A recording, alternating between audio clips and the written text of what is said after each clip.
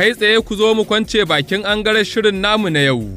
Da yadda kafar yada labarai ta Rahama Radio ta cika shekara 14 da fara shirye-shiryenta a matsayin kafar yada labarai mai zaman kanta a nan jihar Kano. Kafar yada labarai ta Rahama Radio ta ciri tuta wajen yada al'amuran addini da kawo ci gaban al'umma ta fuskar ilmantarwa, faɗakarwa da kuma tattalin arziki. To koma dai ya abin yake, Abubakar CIkar ya haɗa mana rahoto akan wannan rana. A yau ne tashar Rahama Radio Kano ke cika shekaru 14 da fara gabatar da shirye-shirye a matsayin kafar yada labarai mai zaman kanta. Kafar ta Rahama Radio wacce aka kafa karkashin manufofin samar da ci gaban al'umma da bunƙasa harkokin rayuwa da suka shafi ilimi, noma da tattalin arziki har ma da zaburar da al'umma muhimmancin sanin kai. Ta fara gabatar da shirye-shiryenta ne a ranar 12 ga watan Ramadan na shekara ta 1433 bayan hijira wacce ta kasance a ranar Juma'a.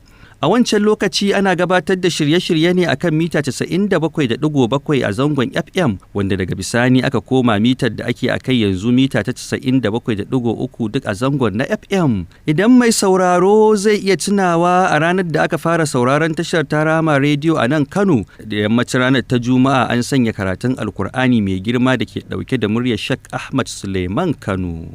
Bismillahirrahmanirrahim. إذا جاء نصر الله والفتح ورأيت الناس يدخلون في دين الله أفواجا فسبح بحمد ربك واستغفر إنه كان توابا.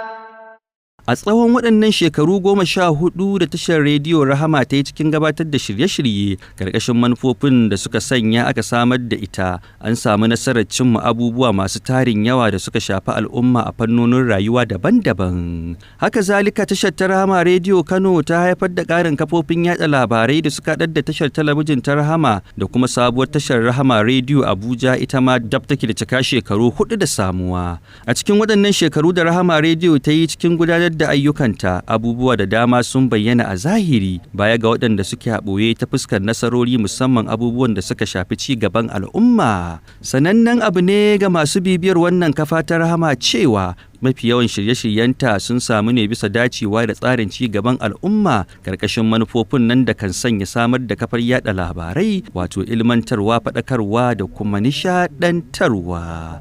Daga cikin nasarorin da wannan kafa ta Rahama ta samu shine yaya fitattun 'yan jaridu da suke aiki a kafofin yada labarai na Kano da matakin ƙasa, kai har ma da wasu ƙasashen ƙetare.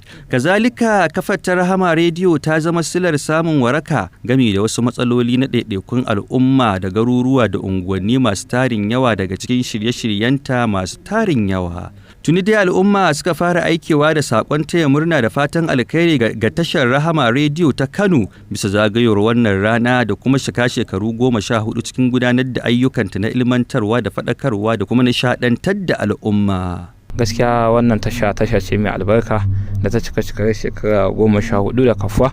Wannan tasha tana wazantar da mu karatukan alƙur'ani, tana faɗakar da mu akan hanyoyin bin ubangijinmu. Gaskiya tasha ce mai albarka. Ubangiji Allah ya ƙara nanka a shekarunta masu albarka. Allah ya tabbatar mata da saurinta a nan gaba ki ɗaya, saboda ban da tashar da nake ji hankali na ya kwanta ko wani ji daɗi a raina fiye da wannan tasha. Allah ya ba su abin da suke nema duniya da lafiya albarkacin wannan wata na Ramadan. Cikin sakonta da al'umma da ke sauraro da kallon tashoshi na Rahama, shugabar hukumar zartarwa ta rukunin kamfanonin Rahama wanda ke da mallakin Rahama Radio Kano da Abuja da kuma Rahama TV, Hajiya Binta Abdullahi Sarki Mukutar bayyana godiyarta ta yi ga Allah Maɗaukakin Sarki bisa wannan dama da ya bayar da gudanar da ayyukan waɗannan tashoshi. Ta kuma yaba da irin gudunmuwar da al'umma masu sauraro suke bayarwa musamman malamai da masana a fannoni daban-daban na rayuwa suke bayarwa ta fannin shirye-shirye da kuma fashin baki kan al'amuran rayuwa, inda ta buƙaci al'umma da su ƙara ba da gudunmawarsu wajen ɗaukar nauyin shirye-shirye da tallace-tallace da yadda ayyukan kafofin za su gaba da tabbata.